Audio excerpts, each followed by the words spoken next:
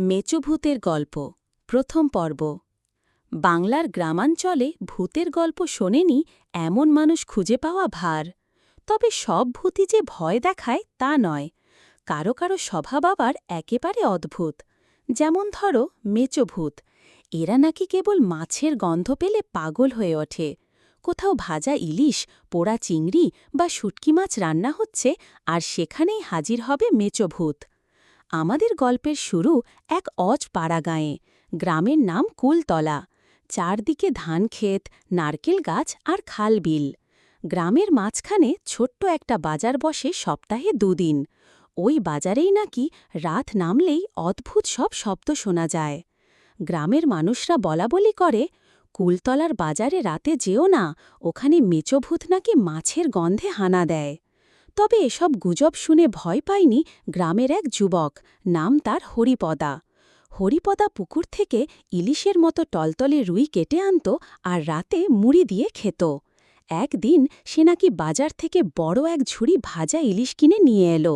মাকে বলল, আজ রাতে একটু দারুণ ভোজন হবে মা, মুড়ি ইলিশ দিয়ে পেট ভরে খাওয়া যাবে। কিন্তু মা চুপ করে তাকিয়ে রইল। তুই কি তবে বাজার থেকে রাত করে ফিরবি? সাবধান, ওই বাজারে মেচো ভূত থাকে। হরিপদা হেসে বলল, আর মা, ভূত আবার ইলিশ খায় নাকি? খাক ওসব ভয় তোমার কাছে, আমি কিন্তু মাছ ছাড়া একদিনও থাকতে পারি না। সেদিন রাতে হরিপদা বসল ঘরের এক কোণে, সামনে গরম গরম ভাজা ইলিশ। বাইরের হাওয়ায় ভেসে আসছিল কাঁচা পাটপাতার গন্ধ, তবে মাছের গন্ধ এতটাই তীব্র ছিল যে যেন চারপাশ ভরে গেল। ঠিক তখনই দরজার বাইরে কট করে বাঁশ ভাঙার শব্দ। হরিপদা ভেবেছিল বিড়াল বা কুকুর, সে পাত্তা দিল না।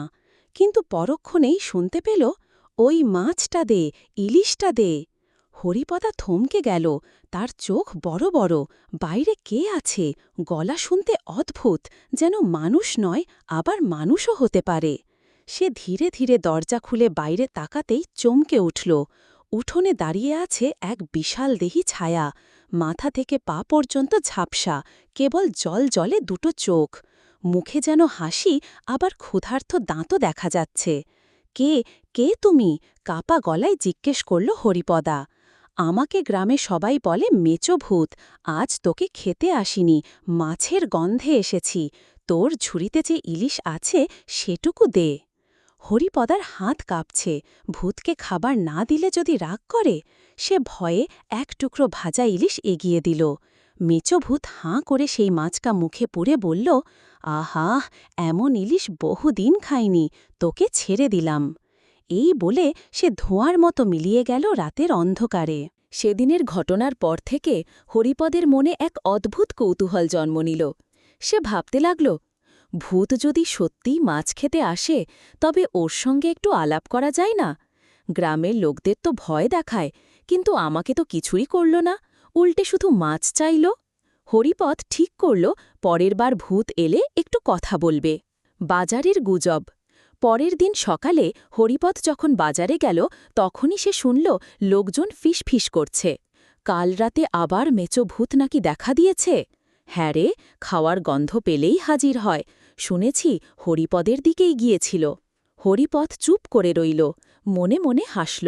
ওরা জানলে অবাক হবে, ভূত আমাকে কিচ্ছু করেনি। দ্বিতীয় সাক্ষাৎ। এক সপ্তাহ পরে, সেদিন হরিপদ আবারও বড় একটা ইলিশ নিয়ে এলো। মা বলল, আর যাস না হরি, ওই ভূত আবার এলে কি হবে? হরিপদ হেসে বলল, ও ভূত খারাপ নয় মা, কেবল খেতে আসে। রাত নামল, উঠোনে কুয়াশা নামছে, দূরে বাঁশ ছাড়ে ঝিঝি পোকার ডাক। হরিপদ আবার প্লেটে ইলিশ সাজিয়ে বসে আছে। ঠিক তখনই সেই পরিচিত গলা, ইলিশটা আমায় দে। হরিপদ এবার ভয় পেল না, বরং দরজা খুলে বাইরে এলো। ছায়া মূর্তিটা আবারও দাঁড়িয়ে আছে। হরিপদ বলল, তুমি শুধু মাছ খেতে আসো, মানুষকে ভয় দেখাও না? মেচো ভূত হো হো করে হেসে উঠল, আমি কি কারো ক্ষতি করি? আমি তো কেবল মরণের পরও মাছের লোভ ছাড়তে পারিনি, তাই গন্ধ পেলেই হাজির হয়। হরিপদ অবাক হয়ে শুনছিল। ভূত আবার বলল, তুই ভালো মানুষ, তাই তোর ক্ষতি করব না। তবে সাবধান, সব ভূত আমার মতো নয়। এই বলে সে ইলিশটা মুখে পুরে মিলিয়ে গেল। গোপন রহস্যের আভাস। এরপর থেকে প্রায় প্রতি সপ্তাহেই মেচো ভূত আসতে লাগল। হরিপদ অভ্যস্ত হয়ে গেল। কখনো দুটো ইলিশ ভাজত, একটা নিজে খেত, একটা ভূতকে দিত। তাদের মাঝে এক অদ্ভুত বন্ধুত্ব তৈরি হল। এক রাতে ভূত ফিসফিস করে বলল, শোন হরিপদ, তোর গ্রামের ধানের গোলার পেছনে একটা পুরনো বটগাছ আছে না? ওখানে থাকত আরও কয়েকজন ভূত। ওরা তেমন শান্ত নয়, সাবধানে থাকিস। হরিপদ কৌতূহলী হয়ে উঠল। তাহলে তুমি কেন ওই বটগাছ ছেড়ে এখানে থাকো? ভূত কিছুক্ষণ চুপ করে থেকে বলল, আমার জীবনের শেষ রাগ ওই বটগাছের নিচেই কেটেছিল। পরে বলবো। হরিপদের বুক কাঁপতে লাগল। মনে বসে ভাজা মাছ সাজিয়ে রেখেছিল। ঠিক সময় মতোই এসে হাজির হল মেচো ভূত। কিন্তু আজকে তার চোখ দুটো অদ্ভুত লাগছিল, কেমন যেন ভারী, দুঃখে ভরা। মাছ খাওয়ার আগেই সে ফিসফিস করে বলল, হরিপদ, আজ তোকে আমার কাহিনী শোনাব। হরিপদ অবাক, ভূত কি তবে নিজের অতীত জানাতে চাইছে? ভূত আস্তে আস্তে শুরু করল ভূতের জীবনের কাহিনী। অনেক বছর আগে আমি ছিলাম এখানকারই মানুষ। নাম ছিল রঘুনাথ মল্লিক। ছোট থেকেই মাছের প্রতি আমার অদ্ভুত আসক্তি। ধান, ডাল, তরকারি কিছু না থাকলেও যদি মাছ পাই আমি বেঁচে যাই। আমার নিজের বড় পুকুর ছিল। প্রতিদিনই সেখান থেকে মাছ তুলে রান্না করতাম। গ্রামের লোকেরা মজা করে আমাকে ডাকত মেচো রঘু। এক বছর ভয়ানক খরা পড়ল। পুকুর শুকিয়ে গেল, খাল বিল ফেটে গেল। সবাই তখন ভাত শাক খেয়ে বাঁচল, কিন্তু আমার প্রাণে একটাই দুঃখ, মাছ নেই। আমি পাগলের মতো বাজারে যেতাম, কিন্তু ইলিশের দাম এত বেড়ে গেল যে কিনতে পারতাম না। তখনই হল বিপদ।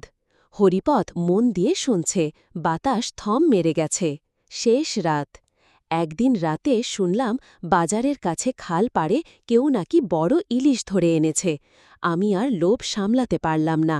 চাঁদের আলোয় দৌড়ে গেলাম খাল পাড়ে। সেখানে একদল ডাকাত বসেছিল। তাদের ঝুড়িতে ইলিশ মাছ ভাজা হচ্ছিল। আমি ছায়ার আড়াল থেকে গন্ধ শুকে কেঁদে ফেলছিলাম। অবশেষে সাহস করে এগিয়ে গিয়ে বললাম, ভাই, আমাকে একটু দাও, অনেক দিন মাছ খাইনি। কিন্তু ওরা ছিল নিষ্ঠুর। এক ডাকাত হেসে বলল, এই মেচো রঘু, তুই আবার মাছ চাইতে এসেছিস? তারপর তারা আমাকে ঠেলে ফেলে দিল খালে। আমার মাথা একটা পাথরে লেগে গেল, আর আমি সেদিনই মারা গেলাম। ভূতের গলা ভারী হয়ে এলো। তারপর থেকে আমার আত্মা ঘুরে বেড়াচ্ছে। মাছের গন্ধ পেলেই ছুটে আসি। মানুষ ভয় পায়, কিন্তু আসলে আমি শুধু খেতে চাই। হরিপদের প্রতিজ্ঞা। হরিপদের চোখ ভিজে গেল। সে বলল, রঘুনাথ কাকা, তুমি তো খারাপ নও। আমি তোমাকে প্রতিজ্ঞা করছি, যতদিন বাঁচব তোমাকে মাছ খাওয়াব। ভূতের চোখ দুটো ঝলমল করে উঠল। সে হেসে বলল, তুই সত্যিই ভালো ছেলে হরিপদ। তবে সাবধান, ওই বটগাছের নিচে যারা থাকে তারা কিন্তু আমাকে তোমার সঙ্গে এত ঘনিষ্ঠ হতে দিতে চাইবে না। কথাগুলো বলে ভূত মিলিয়ে গেল। চতুর্থ পর্ব। কয়েকদিন সব শান্ত ছিল। মেচোভূত নিয়মমতো আসত, মাছ খেত, হরিপদের সঙ্গে গল্প করত। কিন্তু হরিপদের মনে সারাক্ষণ বাজত ওই কথাটা, বটগাছের ভূতেরা কিন্তু শান্ত নয়। বটগাছের অশান্তি। কুলতলার ধানের গোলার পেছনে এক বিশাল বটগাছ। দিনের বেলা গাছে পাখি ডাকত, ছেলেপেলেরা খেলত, কিন্তু সন্ধ্যার পর আর কেউ ওই পথে যেত না। গ্রামের প্রবীণেরা বলত, ওখানে রাতে নাকি অদ্ভুত আলো জ্বলে, হাওয়ায় কান্নার শব্দ ভেসে আসে। একদিন সন্ধ্যায় হরিপদ বাজার থেকে ফিরছিল। হঠাৎ বাতাস থেমে গেল। চারপাশে অস্বাভাবিক নিস্তব্ধতা। বটগাছের দিকে তাকাতেই সে দেখল ডালের ফাঁকে ফাঁকে ঝিকিমিকি আলো, যেন শত শত চোখ তাকিয়ে আছে। তার বুক কেঁপে উঠল। তাড়াতাড়ি দৌড়ে বাড়ি ফিরল। অপ্রত্যাশিত অতিথি। সেই রাতেই মেচোভূত এলো, কিন্তু আজকে তার চেহারায় উদ্বেগ। হরিপদ, তুই ওদের চোখে ধরা পড়ে গেছিস। হরিপদ আঁতকে উঠল। কার চোখে? ওই বটগাছের ভূতেরা। ওরা হিংস্র, মানুষকে ভয় দেখায়, কখনো ক্ষতিও করে, আর আমি তোকে রক্ষা করি বলেই ওদের রাগ বেড়েছে। হরিপদ কেঁপে উঠল। তাহলে এখন কি হবে? ভূত একটু চুপ করে থেকে বলল, যা হবার হবে, তবে মনে রাখিস তুই ভয় পাবি না, আমি আছি। ভূতের মিছিল। সেই রাত প্রায় 12টা বাজে। হঠাৎ গোটা গ্রাম কেঁপে উঠল এক অদ্ভুত শব্দে, একসাথে অনেকগুলো বাঁশ ভাঙার আওয়াজ। তারপর শোনা গেল কুকুরের হাও হাও, যেন শত শত কুকুর চিৎকার করছে। হরিপথ জানলা দিয়ে উঁকি দিয়ে দেখল, ধানের ক্ষেত থেকে বেরিয়ে আসছে কয়েকটা কালো ছায়া। তারা ধীরে ধীরে বটগাছ থেকে এগিয়ে আসছে, মুখে শোঁ শোঁ শব্দ। হঠাৎ এক ছায়া গলা তুলল, মেছো, তোকে আমরা বারবার সাবধান করেছিলাম, মানুষকে কাছে আনিস না, তুই কথা রাখিসনি, তাই আজ তোর শাস্তি হবে। হরিপথ ভয়ে জমে গেল। মুখোমুখি সংঘর্ষ। মেছো ভূত ঝড়ের মতো উঠোনে এসে দাঁড়াল, তার চোখ জ্বলছে লাল আলোয়। হরিপথকে আঘাত করলে আমি ছাড়ব না। কালো ছায়াগুলো হেসে উঠল, তুই একা আমাদের আটকাবি? ভুল করছিস মেচো। তারপর শুরু হল ভূতেদের ভয়ঙ্কর সংঘর্ষ। চারপাশে ঝড় উঠল, গাছপালা দুলে উঠল, উঠোনের দরজা জানলা ধাক্কাধাক্কি করে খুলে গেল। হরিপথ চিৎকার করে উঠল, কিন্তু কিছুই করতে পারল না। আকাশ কালো হয়ে গেল, কেবল দেখা গেল আগুনের মতো আলো, আর মেচো ভূত দাঁত চেপে লড়ছে ওই ছায়াদের সঙ্গে। পঞ্চম পর্ব, ঝড়ের রাত। রাতটা যেন পৃথিবীর শেষ রাত, চারদিক অন্ধকারে ঢেকে গেছে। মেচোভূত দাঁড়িয়ে আছে উঠোনে, আর বটগাছ থেকে আসা কালো ছায়ারা ঘিরে ফেলেছে। একটা ছায়া ফিসফিস করে বলল, তুই মরণেও শান্তি পেলি না, আবার মানুষের সঙ্গে বন্ধুত্ব করছিস, শাস্তি তোকে পেতেই হবে। মেচোভূত দাঁত চেপে উত্তর দিল, হরিপদ আমার বন্ধু, ওকে আঘাত করলে আজ আমি তোদের শেষ করে দেব। লড়াই শুরু। হঠাৎ ঝড়ের মতো আওয়াজ করে ছায়াগুলো ঝাঁপিয়ে পড়ল। উঠোনের মাটিতে আগুনের মতো লাল দাগ ফুটে উঠল।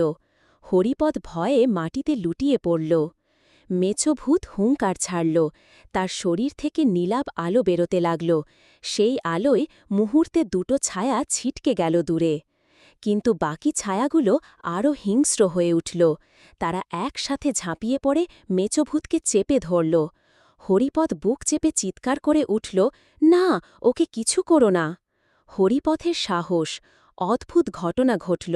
হরিপথের মুখ থেকে বেরিয়ে আসা কথাগুলো যেন বাতাসে ঢেউ তুলল। কালো ছায়ারা কেঁপে উঠল। তারা একে অপরের দিকে তাকাল, যেন হরিপথের কণ্ঠে অজানা শক্তি আছে।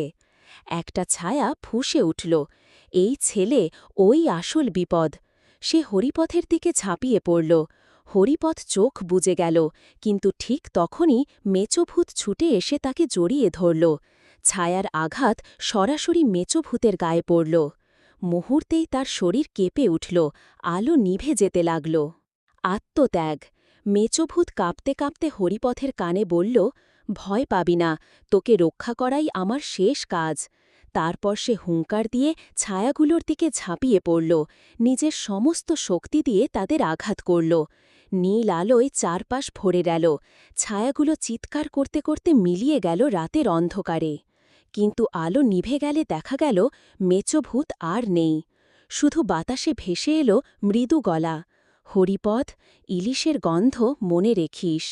নিস্তব্ধতা। চারপাশ আবার শান্ত, ঝিঁঝি পোকার ডাক শোনা যাচ্ছে।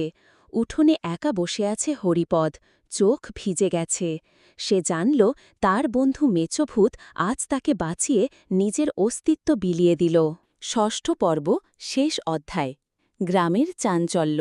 সেই রাতের ঘটনার পর গ্রাম কুলতলা আর আগের মতো রইল না। ভোরে লোকজন হরিপদের বাড়ির সামনে ভিড় জমাল।